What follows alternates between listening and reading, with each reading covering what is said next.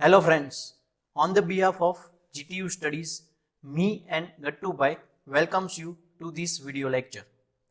Video lecture છે subject renewable energy engineering માટેનું, જેનું ચેપ્ટર છે second chapter solar energy and its application. અને આજના વિડીયોનો ટોપિક છે સોલાર રેડિયેશન મેઝરમેન્ટ પાર્ટ 1. જે સોલાર રેડિયેશનને મેઝરમેન્ટ માટેના જે ડિવાઇસ આવે છે એ ડિવાઇસ છે ટોટલ 3 આવે છે, જેમાંનું એક ડિવાઇસ છે એ હું આજે તમને એક્સપ્લેન કરીશ, જેનું નામ છે પાયરેનોમીટર. અને એના બે ભાગ પાડેલા છે ટોટલ મેઝરમેન્ટ ડિવાઇસના, એટલે એને પાર્ટ 1 કીધેલું છે. આપણે નેક્સ્ટ પાર્ટની અંદર બીજા બે ડિવાઇસ જોશું. તો આપણે આ વિડીયો સ્ટાર્ટ કરીએ. સૌથી પહેલા રેડિયેશનનું મેઝરમેન્ટ કરવા માટે રેડિયેશનના ટાઈપ્સ છે એ ખબર હોવી જોઈએ. મીન્સ કે કયા ટાઈપના રેડિયેશન છે એ આપણે મેઝર કરી શકીએ. જે મેં તમને ઓલરેડી આની પહેલાંના વિડીયો લેક્ચરની અંદર સમજાવેલું જ છે, છતાં ફરી ફટાફટ આપણે રિપીટ કરી દઈએ કે ટોટલ સનમાંથી અર્થ સુધી જે સરફેસ સુધી રેડિયેશન આવે છે એ રેડિયેશનના ટોટલ બે પાર્ટ પાડવામાં આવ્યા છે, બે ભાગ પાડવામાં આવ્યા છે. જેમાંનું એક છે બીમ રેડિયેશન.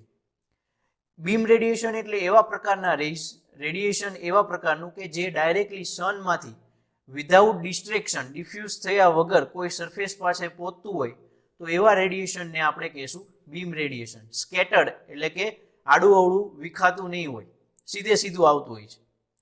જ્યારે સેકન્ડ ટાઈપનું રેડિયેશન એવું હોય છે કે એ જે રેસ છે એ ડાયરેક્ટલી સ્ટ્રાઇક નહીં થાય, પણ કોઈ બીજા પાર્ટિકલ્સ બધા બીજા સબસ્ટન્સ સાથે સ્ટ્રાઇક થઈને ત્યાંથી રિફ્લેક્ટ કે ટ્રાન્સમિટ થઈને આપણા સુધી કોઈ સરફેસ સુધી પહોંચતા હોય, જેને ડિફ્યુઝ એવો વર્ડ કહી શકાય. એટલે એવા રેડિયેશનને કહીશું ડિફ્યુઝ રેડિયેશન. તમે બંને અહીંયા ફિગરમાં જોઈ શકો છો. તો આ ટાઈપ્સ ઓફ રેડિયેશન છે. હવે ટાઈપ્સ ઓફ રેડિયેશન જે આવે છે એ બે પ્રકારના રેડિયેશન ઉપરથી રેડિયેશન મેઝરમેન્ટ કરવાવાળા ડિવાઇસ છે, ટોટલ બે છે. એ કયા કયા છે? તો સૌથી પહેલું છે પાયરેનોમીટર, જે તમને ટોટલી બીમ રેડિયેશન હોય કે ડિફ્યુઝ રેડિયેશન હોય બંને ભેગું જ મેઝર કરીને આપશે. એટલે ટોટલ ફાઇન્ડ કરે છે, એટલે ગ્લોબલ રેડિયેશન મેઝર કરે છે. ગ્લોબલ એટલે ટોટલ.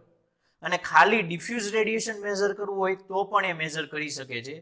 બીમ રેડિયેશન ખાલી મેઝર કરવું હોય તો પાયરેનોમીટર યુઝ થતું નથી. એટલે pyranometer is use to measure the global or diffuse radiation on horizontal surface as well as on incline surface. હવે ખાલી આપણે બીમ રેડિયેશન જ મેઝર કરવું હોય તો there is another device which is known as pyrheliometer. એટલે કે beam radiation ખાલી મેઝર કરવા માટે આપણે પાયહિલિયોમીટર યુઝ કરીશું. અને રેડિયેશન મેઝરમેન્ટ કરવા સિવાય હજી એક મેઝરમેન્ટની જરૂર પડે છે. એ છે કે આખા દિવસ દરમિયાન કેટલી કલાક છે એ સનસાઇન્સ છે આપણને મળી રહી છે. એટલે કે minimum amount of intensity of radiation આખા દિવસમાં કેટલી કલાક માટે આવ્યું એ રેકોર્ડ કરતું ડિવાઇસ છે, તો એને કહેવાય sunshine recorder. Means it is use to measure the duration in hours or bright sunshine during the course of the day.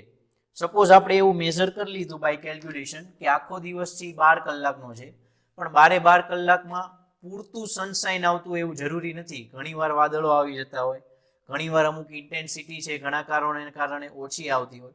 તો ટોટલ આખા દિવસમાં કેટલા અવર્સ માટે બ્રાઇટ સનસાઇન આવે છે એ મેઝર કરતું ડિવાઇસ છે. તો આપણે આ ત્રણેય શીખવાના છે, જેમાંનું આજે પાર્ટ 1માં પાયરેનોમીટર આપણે ડિટેલમાં જોઈએ. તો પાયરેનોમીટર મેં જેમ કીધું એ પ્રમાણે કે શેના માટે યુઝ થાય છે? ટોટલ એટલે કે એને કહેવાય ગ્લોબલ રેડિયેશન. બરોબર. કઈ રીતે યુઝ કરે છે? તો એવા એક પ્રકારની પ્લેટ યુઝ કરે છે. એટલે મીન્સ કે it is used hemispherical field of view and also can measure only diffuse radiation. એ ખાલી ડિફ્યુઝ રેડિયેશન મેઝર કરવું હોય તો પણ કરી શકશે. પહેલાં હું એમની ઇમેજ દેખાડી દઉં એટલે આપણે ડિટેલમાં જઈ શકીએ. આ છે આપણું પાયરેનોમીટર, જેમાં ઉપરથી પાર્ટ શરૂ કરીએ તો આ રીતે તમને ગ્લાસ ડોમ દેખાતો હોય છે. અહીંયા બ્લેક પ્લેટ હોય છે જેને ડિટેક્ટર કહેવાય. એ પ્રકારે ઘણા બધા પાર્ટ્સ છે. તો total main number of parts કયા કયા આવે એ જોઈએ. તો કન્સ્ટ્રક્શન મીન્સ કે કેટલા પ્રકારના એમાં પાર્ટ્સ હોય છે. તો ફર્સ્ટ હેમિસ્ફેરિકલ ગ્લાસ ડોમ. અહીંયા તમને બે હાફ સર્કલ જેવું ડ્રો કરેલું મળે છે. એ રિયલમાં હાફ હેમિસ્ફેરિકલ શેપ હોય છે જે ગ્લાસના બનેલા છે, એટલે એને કહેવાય હેમિસ્ફેરિકલ ગ્લાસ ડોમ. જેનો મેઇન પર્પસ છે કે જે બ્લેક પ્લેટ જે છે, જે મેઇન પાર્ટ છે, જે ડિટેક્ટર છે સનશાઇનની ઇન્ટેન્સિટી ઓફ રેડિયેશનની, એને બહારના એટમોસ્ફિયરના થી દૂર રાખે છે. જે બહાર બધા પાર્ટિકલ્સ છે અથવા કોઈ મોન્સૂન દરમિયાન વરસાદ આવે છે તો એવા બધા જે બહારના નડતર રૂપ તત્વો કહી શકાય એનેથી આ દૂર રાખશે, એટલે કે પ્રોટેક્ટ કરશે. એટલે પ્રોટેક્ટ માટે આ હેમિસ્ફેરિકલ ગ્લાસ ડોમ યુઝ થતો હોય. સેકન્ડ છે main black surface S detector. અહીંયા તમને જે બ્લેક રેક્ટેંગલ દેખાય છે બ્લેક પ્લેટ છે. શું કામ બ્લેક પ્લેટ રાખી છે એ તમને ખબર હોય જો તમે હીટ ટ્રાન્સપોર્ટ સ્ટડી કરી ગયા હોય, કે બ્લેક બોડી એવી બોડી છે કે જેમાં પૂરેપૂરી એમાઉન્ટનું રેડિયેશન છે એ એબ્ઝોર્બ થતું હોય. એટલે ટોટલી કેટલું રેડિયેશન આવે છે મેઝર કરવા બ્લેક બોડી રાખતા હોઈએ છીએ. થર્ડ છે વ્હાઇટ સરફેસ એઝ રિફ્લેક્ટર.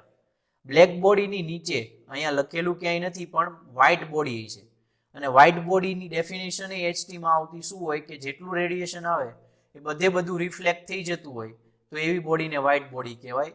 આવું શું કામ વ્હાઇટ બોડી રાખવાનું રીઝન હું તમને વર્કિંગમાં સમજાવું. ફોર્થ છે થર્મોપાઇલ. થર્મોપાઇલ છે એ જ આપણને મેઝર કરીને આપશે કે કેટલી ઇન્ટેન્સિટી ઓફ રેડિયેશન છે એ મેઝર થયેલી છે. 5 છે કનેક્ટર. કનેક્ટર જે છે એ આપણે ડાયરેક્ટલી ડિસ્પ્લે યુનિટ સાથે કનેક્ટ કરી શકીએ જેથી કરીને આપણને ડાયરેક્ટલી આન્સર મળી જાય. અને 6 છે એડજસ્ટેબલ ફિટ. જે આપણે પ્રકારે આ ઇન્સ્ટ્રુમેન્ટને ફિટ કરવું હોય સરફેસ ઉપર એ પ્રમાણે કરી શકીએ. એટલે અહીંયા એડજસ્ટેબલ સ્ક્રૂ જેવું આપેલું છે જેને એડજસ્ટેબલ ફિટ કહી શકાય. તો આ એના પાર્ટ્સ હતા. હવે એના વર્કિંગમાં જવું હોય તો અહીંયા જુઓ, પહેલા એનો વર્કિંગ પ્રિન્સિપલ સમજાવી દઈએ કે સોલાર રેડિયેશન જે આવે છે એ આ ગ્લાસ ડોમ થ્રુ ટ્રાન્સમિટ થઈને આવશે. ગ્લાસ ડોમ એવી સરફેસ લેવામાં આવે છે કે જેથી કરીને મેક્સિમમ રેડિયેશનને ટ્રાન્સમિટ કરી શકે અને એ બધા બ્લેક સરફેસ પાસે પહોંચે. બ્લેક સરફેસ છે એ એમાઉન્ટ ઓફ રેડિયેશન એબ્ઝોર્બ કરશે એટલે એનું ટેમ્પરેચર ઓફકોર્સ વધશે. અને નીચે વ્હાઇટ સરફેસ છે જે એમાઉન્ટ ઓફ રેડિયેશન કોઈ પણ પ્રકારનું એબ્ઝોર્બ ન કરે એટલે એનું ટેમ્પરેચર છે એટલું જ રહેશે જે પહેલા હતું.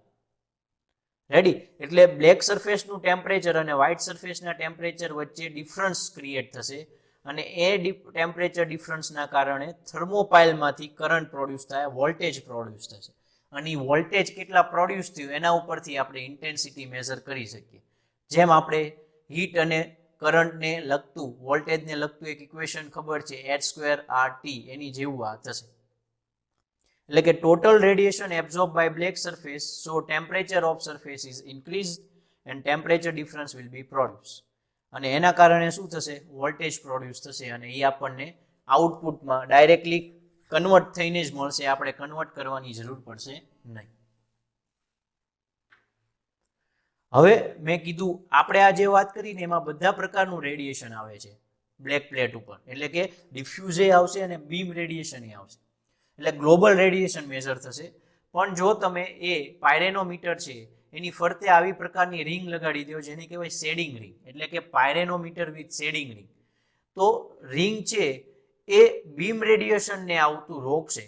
એટલે કે બીમ રેડિયેશન છે એ બ્લેક પ્લેટ સુધી, આ ઇન્સ્ટ્રુમેન્ટ સુધી પહોંચવા દેશે નહીં. એટલે એવું જ રેડિયેશન આવશે જે ડિફ્યુઝ થયેલું હોય. એટલે એ જે રિઝલ્ટ આપે છે એ ડિફ્યુઝ રેડિયેશનનો આપશે, એમાં બીમ રેડિયેશન હશે નહીં. એટલે કે shading ring is fitted with the pyranometer, so this ring does not allow the beam radiation to enter.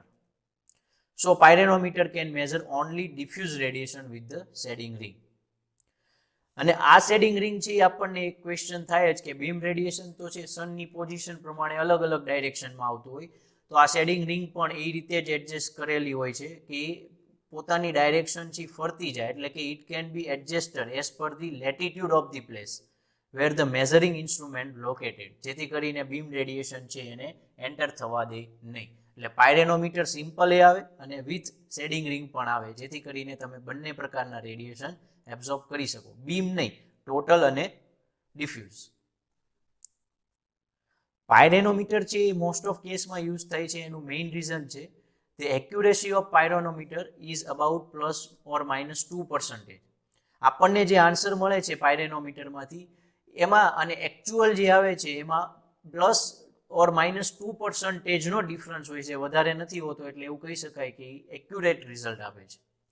This is used to measure radiation of all types of wavelength. જેટલા પ્રકારના રેડિયેશનમાં જેટલા પ્રકારની wavelength હોય છે એટલે કે જેટલા પ્રકારના રેઝ હોય છે એ બધાને મેઝર કરી શકે છે, કોઈને મેઝર ના કરી શકે એવું થતું નથી. થર્ડ છે transmission from glass dome is very high. મેં કીધું એમ ગ્લાસ ડોમમાંથી ટ્રાન્સમિટ મેક્સિમમ થાય છે, નહીતર એમ થાય કે એમાંથી રિફ્લેક્ટ થાય તો આપણે માપી જે શકીએ છીએ, મેઝર કરી શકીએ છીએ, પરફેક્ટ મળે નહીં. So due to this advantage it is commonly used in India અને it is the real photographs or images of pyranometer. આવું કંઈક તમે માર્કેટમાં જોયું હોય અથવા જોવો તો આ પાયરેનોમીટર છે. તો આઈ હોપ તમને આ પાયરેનોમીટર અને જે બેઝિક છે મેઝરમેન્ટ ડિવાઇસને લગતું એ સમજાણું હોય છે. તો વિડીયોને ગટ્ટુભાઈની જેમ લાઇક કરો, શેર કરો અને સબસ્ક્રાઇબ કરો GTU સ્ટડીઝ ચેનલ. અને આ પીપીટીની PDF મેળવવા માટે you can visit our website www.gtustudies.com. Video જોવા બદલ થેન્ક યુ.